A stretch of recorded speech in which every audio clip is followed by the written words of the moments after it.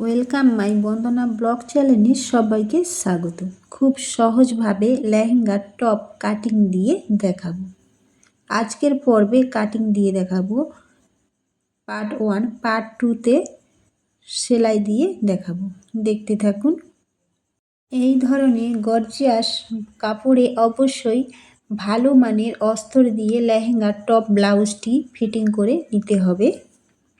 দেখুন নিচের ঘাগরা already ready করা আছে, শুধু সাইড মুড়ে নিলেই রেডি। আর ওড়না সাইড করে রেখে দিয়েছি।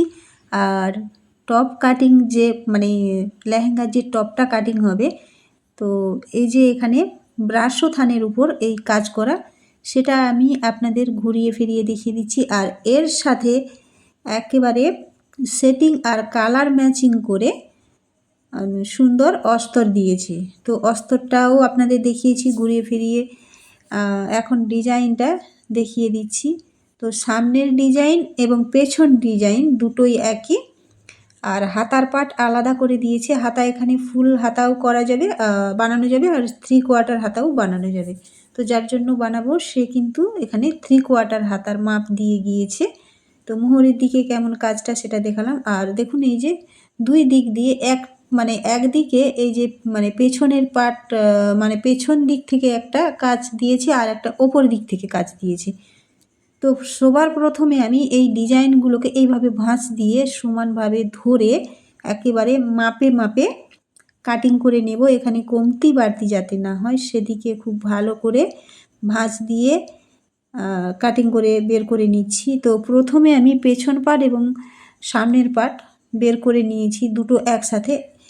এরপর দেখুন আবারও খুব ভালো করে আমি এখানে মাপে একেবারে যে ডিজাইন দেওয়া আছে সেখানে সমানভাবে ভাঁজ দিয়ে আলাদা আলাদা দুটো পার্ট বের করে নেব। এখান থেকে সামনের পার্ট এবং পেছনের পার্ট দুটোই বের করে নিচ্ছি। তো দেখুন কাটিং করে নিয়েছি। এখন আমি এই পার্টগুলো খুব ভালো করে ভাঁজ দিয়ে সরিয়ে রাখবো। তো প্রথমে আমি অস্তরের ওপর একেবারে পারফেক্ট যে মাপ, সেই মাপে মাপে অস্তর কাটিং করে নিব। অস্তর কাটিং করে নেওয়ার পর এই যে এই কাপড়গুলো বসিয়ে কাটিং করে নেব। তো হাতার পাটটাও ঠিক এইভাবে আমি ভাঁজ দিয়ে এখন সরিয়ে নিচ্ছি। দেখুন সরিয়ে নিয়েছি। এরপর আমি এখানে অস্তরটা নিয়েছি। অস্তর দুই দিক থেকে একদিক খুব সুন্দর চিকচিক চিকচিক করছে, আর একটা দিক খসখসে টাইপের। তো যেটা চিকচিক যে দিকটা করছে সেটা কিন্তু একেবারে ব্রাশো কাপড়ের ওপরের দিকে থাকবে, তাহলে দেখতে খুব সুন্দর লাগবে। তো আমি এখানে 4টে ভাঁজ দিয়ে নিয়েছি। আর 4টে ভাঁজ দিয়ে নেওয়ার পর কমতি বাড়তি আছে, তো স্কেল দিয়ে সোজা করে টেনে প্রথমে সোজা করে এখানে কাপড়টিকে কেটে নিয়েছি। এরপর দেখুন বন্ধ সাইড ওই দিকে রেখেছি আর খোলা সাইড এইদিকে। তো প্রথমে আমি এখানে লংয়ের মাপটা নিয়ে নিচ্ছি। এখানে আমার লং পারফেক্ট থাকবে 14, আরও এক্সট্রা এখানে আমি 1 ইঞ্চি 2 সুত বাড়তি করে নিয়েছি। তো 15 2 সুত, আর আমার রেডি হওয়ার পর এখানে পারফেক্টলি থেকে যাবে 14 ইঞ্চি। তো এইভাবে প্রথমে দুটো সাইডে লংয়ের মাপটা নেওয়ার পর স্কেল দিয়ে সোজা একটা দাগ টেনে নিলাম। এরপর দেখুন যেহেতু সামনে এবং পেছনে এখানে ডিজাইন দেওয়া আছে, তো সেই ডিজাইনে কতটা ফুটের মাপ দেওয়া আছে সেইটা আগে মাপ করে দেখে নিচ্ছি। সেই মাপ মতন আমি এখানে অস্তরের ওপর সেই একই রকমভাবে মাপটা নেব। তো এখানে আমার আছে একটু বড় চওড়া ফুট, তো 7.5 আছে, আমি এখানে 7.5ই নেব। তো 7.5 প্রথমে দাগটা দিলাম, দিয়ে আমি আবারও এই যে আরমোলের এখানে মাপটা নিচ্ছি সেই একই রকমভাবে। একই নয়, এখানে 7 ইঞ্চি নিয়েছি। আর বডি আমার এখানে পারফেক্টলি থাকছে 38। তো 38-এর সাথে আমি আরও 3 ইঞ্চি এক্সট্রা যোগ দিয়েছি। তো এখানে হচ্ছে 41। তো 41কে 4টে ভাগ করলে তাহলে এখানে আসছে আমার 10, 2 থেকে 3 সুত। তো সেইভাবে আমি নিয়েছি, যেহেতু এখানে 4টে ভাঁজ আছে। তো এইভাবে দাগটিকে আমি সোজা করে টেনে নিয়েছি। আর আরমোলে এখানে 1 ইঞ্চিতে কোনা করে দাগটা দিয়ে শেপটা সুন্দর করে তুলে নিয়েছি। আর কোমর আমার এখানে পারফেক্টলি থাকছে 14। 14-র সাথে আরও এক্সট্রা আমি 2 নিয়েছি, তো 16। 16কে তাহলে 4টে ভাগ করলে তাহলে এখানে 8। তো 8 ইঞ্চিতে আমি প্রথমে এখানে দাগটা দিয়ে এইভাবে শেপটা টেনে নিয়েছি কোনা করে। তো এখন আমি এই যে দাগগুলো দিয়েছি পারফেক্ট একেবারে দাগে দাগে কাটিং করে এক্সট্রা যে কাপড় সেটা বাদ দিয়ে দেব।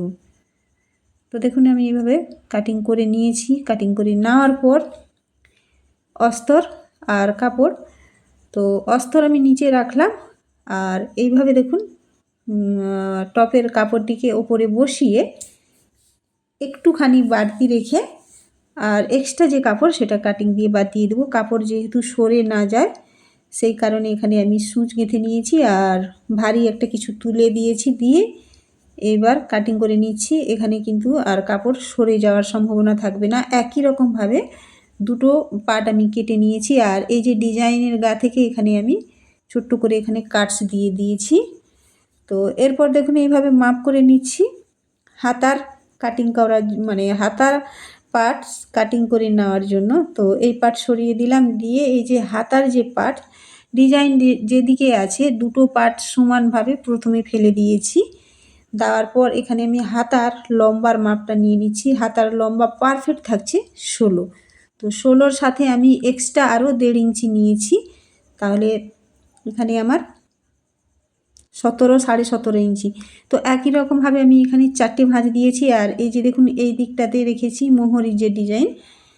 তো প্রথমে আমি লংয়ের মাপটা নেওয়ার পর সোজা করে একটা দাগ টেনে নিয়েছি আর মোহরি এখানে আমার পারফেক্টলি থাকছে 8.5। আমি এখানে 5-এ রাখলাম, তো রেখে দাগটা দিয়ে দিয়েছি। আবারও ওপর থেকে আমি এইভাবে 4 ইঞ্চিতে একটা দাগ দিয়েছি। দাগটা দেওয়ার পর স্কেল দিয়ে সোজা করে টেনে নিয়েছি। টেনে নেওয়ার পর এইভাবে দেখুন মোহরির যে দাগটা সেখান থেকে স্কেল দিয়ে সোজা করে কোনাকুনি টেনে নেওয়ার পর এই হাতের সাহায্যে হাতার শেপটা দিয়ে দিচ্ছি। তো দেখুন এখানে হাতার শেপ দিয়ে দেওয়ার পর একেবারে দাগে দাগে কাটিং করে এক্সট্রা যে কাপড় সেটা বের করে দিচ্ছি। পার্ট 1-এ কাটিং দিয়ে দেখালাম, পার্ট 2-তে সেলাই দিয়ে দেখাবো। আজকের লেহেঙ্গার টপ কাটিং ভিডিওটি আপনাদের কেমন লাগলো কমেন্টের মাধ্যমে জানিয়ে যাবেন। যে সকল বন্ধুরা এখনও পর্যন্ত আমার চ্যানেলটিকে সাবস্ক্রাইব করেননি, সাবস্ক্রাইব করে পাশে থাকার অনুরোধ থাকলো। আজ তাহলে এই পর্যন্ত। আপনারা সকলে খুব ভালো থাকবেন, সুস্থ থাকবেন। আবারও দেখা হবে অন্য কোনো নতুন ভিডিওর সাথে। সবাইকে টাটা।